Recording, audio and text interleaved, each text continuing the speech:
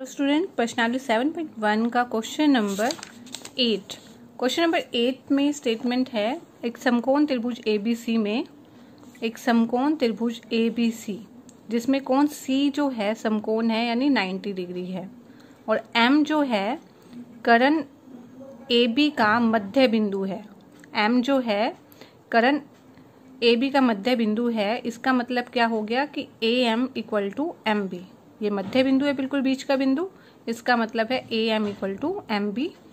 C को M से मिलाकर C को M से मिला दिया है। उसके बाद C को M तक मिलाकर D तक इस तरह बढ़ाया गया है कि DM और CM बराबर है। DM और CM बराबर है। बिंदु D को B से मिला दिया गया जाता है और हमें ये सब दर्शाना है। सबसे पहले क्या दर्शाना है कि AMC जो त्रिभुज है, त्रिभुज AMC यानी ये जो त्रिभुज है, और BMD यानी ये जो त्रिभुज है, ये दोनों त्रिभुज क्या हैं? सर्वांग सम। इन दोनों त्रिभुजों को हमें सर्वांग सम दिखाना है। तो सर्वांग सम दिखाने में हमें सबसे पहले क्या करना है? सबसे पहले हमें त्रिभुज AMC और BMD देखना है कि इसमें क्या चीजें हैं। देखो, हमें ये बोला है कि M जो है, M कर्ण AB का मध्य बिंदु है। M कर्ण AB का मध्य बिंदु है, इसीलिए AM BM के इक्वल हो जाएगा। AM इक्वल टू BM, ठीक है। उसके बाद ये कोण 1 और कोण 2, एक कोण और दो कोण, देखो ये ऐसे क्रॉस बन रहा है तो शीर्षाभिमुखी कोण हो गए। तो कोण 1 और कोण 2 बराबर हो जाएंगे और इसका रीजन क्या है? शीर्षाभिमुखी कोण, शीर्षाभिमुखी कोण है ना।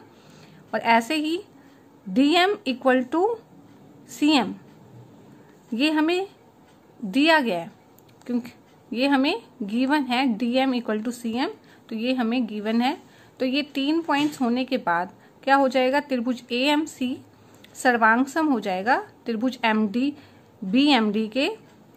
और कौन सा रूल लगेगा? ये SAS, साइड, ये साइड, एंगल, साइड, ठीक है। ऐसे S सर्वांग समता नियम से ये जो दोनों त्रिभुज हैं सर्वांग सम हो जाएंगे, ठीक है। हमें कोई भी 3 चीजें आपके इक्वल हो जाती है तो कोई ना कोई नियम बन जाता है। 6 चीजें होती हैं ना, 3 साइड होती हैं किसी भी त्रिभुज। अगर 2 त्रिभुज की बात करें तो उसकी 6 चीजें होती हैं। देखो, 1 2 3 एंगल, ठीक है। अब ये 3 एंगल आपस में से और 3 साइड हैं, 1 2 3, ठीक है। तो ये 3 एंगल हो गए और 3 साइड, 6 चीजें इसकी हैं, 6 हैं। अगर इन 6 में से कोई भी 3 चीजें इक्वल हो जाती हैं, कोई भी 3 चीजें यानी 2 एंगल और 1 साइड हो जाए, 1 साइड 2 एंगल, तीनों एंगल हो जाएं, तीनों साइड हो जाएं, तो ये तब क्या हो जाता है? सर्वांग सम हो जाता है। और तो कोई कंडीशन आप देखोगे बनती भी नहीं है, ठीक है। तो यहाँ पे आपकी 2 भुजाएं और 1 कोण इक्वल आ गया था, तो ये बन जाएगा सर्वांग सम। अब हमें सिद्ध करना है। फर्स्ट पार्ट तो हो गया सिद्ध। सेकंड पार्ट में DBC, कोण DBC एक समकोण है। DBC यानी B के ऊपर समकोण बनेगा, ये हमें सिद्ध करना है, ठीक है। लेकिन हमें क्या दिया हुआ है?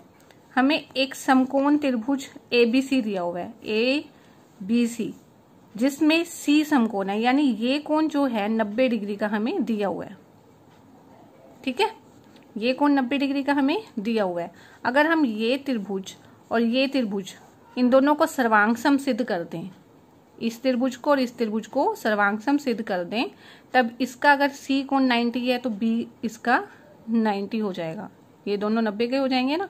CP CT सर्वांग सम त्रिभुज की संगत कोण बराबर हो जाएंगे, ठीक है। तो हम इसीलिए कौन सा त्रिभुज ले लेंगे? एक तो ले लेंगे त्रिभुज ABC और DBC। त्रिभुज ABC और DBC के अंदर देखो क्या होगा? BC भुजा दोनों में आ रही है। इन दोनों के अंदर सबसे पहले BC भुजा दोनों में आ रही है।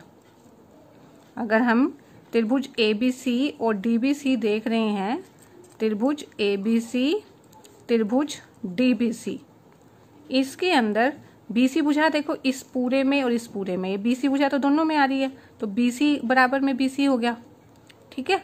और क्या इक्वल हो जाएगा इनके अंदर, इनके अंदर कोण A कोण D के बराबर हो जाएगा। देखो कोण A D के इक्वल क्यों हुआ, क्योंकि हमने देखो ये वाला त्रिभुज और ये त्रिभुज सर्वांग सिद्ध कर दिए थे, तो कोण A और D इक्वल इसलिए हो गया क्योंकि त्रिभुज क्या नाम है इसका, AMC और त्रिभुज BMD, त्रिभुज BMD ये दोनों सर्वांग थे ना, ये दोनों त्रिभुज सर्वांग हैं, तो इनके सभी कोण बराबर हो गए, इसलिए 5 और 6 कोण कह लो, या इसको कोण A इक्वल टू D भी लिख सकते हैं, तो ये दोनों इक्वल हो जाएंगे, ठीक है। और कौन सा कोण इक्वल हो जाएगा, इस त्रिभुज के अंदर और इस त्रिभुज के अंदर हम ये भी लिख सकते हैं कि ये भुजा AC और BD भी इक्वल है, क्योंकि देखो ये इस त्रिभुज की एक भुजा है AC और इस त्रिभुज की एक भुजा BD है, ठीक है, और वो इस त्रिभुज में भी आ रही है, तो अगर हम AC इक्वल टू BD भी तो लिख सकते हैं ना, AC इक्वल टू BD, क्योंकि त्रिभुज AMC में ये दोनों का हम रीजन लिख देंगे, त्रिभुज AMC और त्रिभुज BMD में CPCT से, ठीक है, CPCT से ये हो जाएगा, ठीक है। अब क्या हो जाएगा इससे, अगर ये तीन चीजें इक्वल आ गई हैं, एक साइड होगी, एक एंगल, एक साइड, तो SAS रूल बन गया ना, SAS,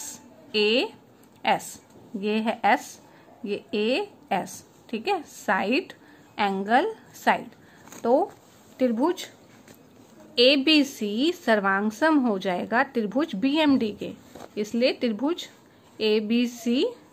ABC है, ये त्रिभुज BMD के सर्वांगसम हो गया। तो इसका हम नियम कौन सा लिखेंगे, SAS सर्वांग समता नियम, ठीक है। अब क्योंकि त्रिभुज ABC में C 90 डिग्री है, ठीक है, त्रिभुज ABC में C समकोण है और B और C इक्वल हो जाएंगे, क्योंकि त्रिभुज ये दोनों त्रिभुज सर्वांगसम है, हमने किया भी इसलिए सर्वांगसम है ना, तो B और C इसलिए एंगल इक्वल हो जाएंगे CPCT से, ठीक है, CPCT से, तो B भी 90 डिग्री का हो जाएगा। C क्योंकि 90 डिग्री का है, C समकोण है, तो C B के इक्वल है, तो B भी 90 डिग्री का हो जाएगा। इसका मतलब हम इसको लिख सकते हैं DBC, कोण DBC क्या है, समकोण है, तो ये हो जाएगा इसका सेकंड पार्ट, राइट।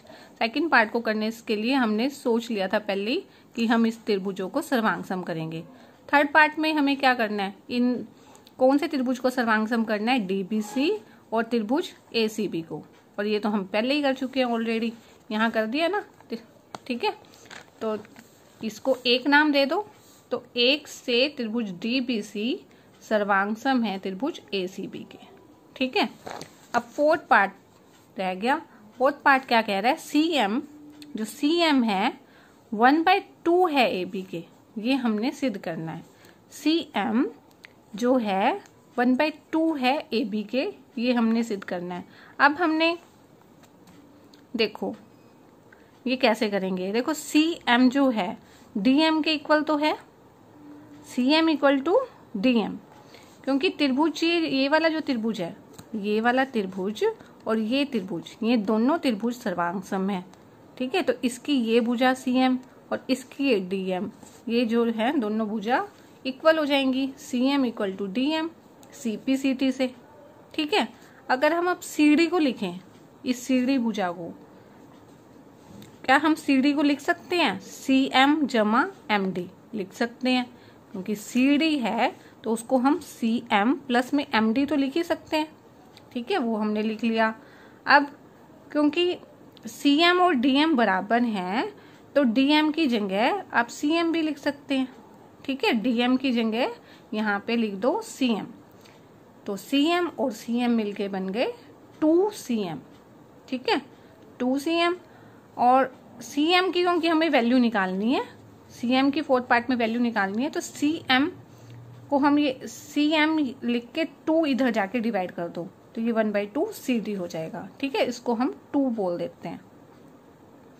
ठीक है, अब CM को हमने प्रूव क्या करना है, 1/2 AB प्रूव करना है, और हमने क्या कर दिया 1/2 CD। तो अब देख लेते हैं CD और AB इक्वल होंगे।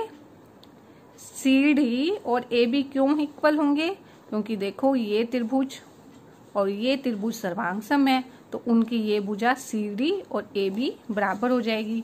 CD और AB इक्वल हो जाएगी CPD से, क्योंकि त्रिभुज ABC जो सर्वांगसम है ना BMD के, तो ये दोनों भुजा इक्वल हो गई।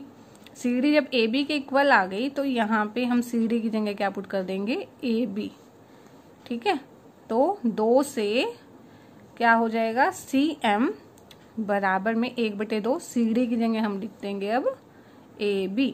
ठीक है, और यही हमने प्रूव करना, तो हम लिख सकते हैं हैंस प्रूव्ड, हैंस प्रूव्ड। ठीक है, ये क्वेश्चन बहुत इजी है। अगर आप इसको पूरी अंडरस्टैंडिंग से समझ रहे हैं तो आप इस वीडियो को लाइक कीजिए, चैनल को सब्सक्राइब करेंगे तो आप मेरे साथ सारा 9th का सिलेबस कर पाएंगे।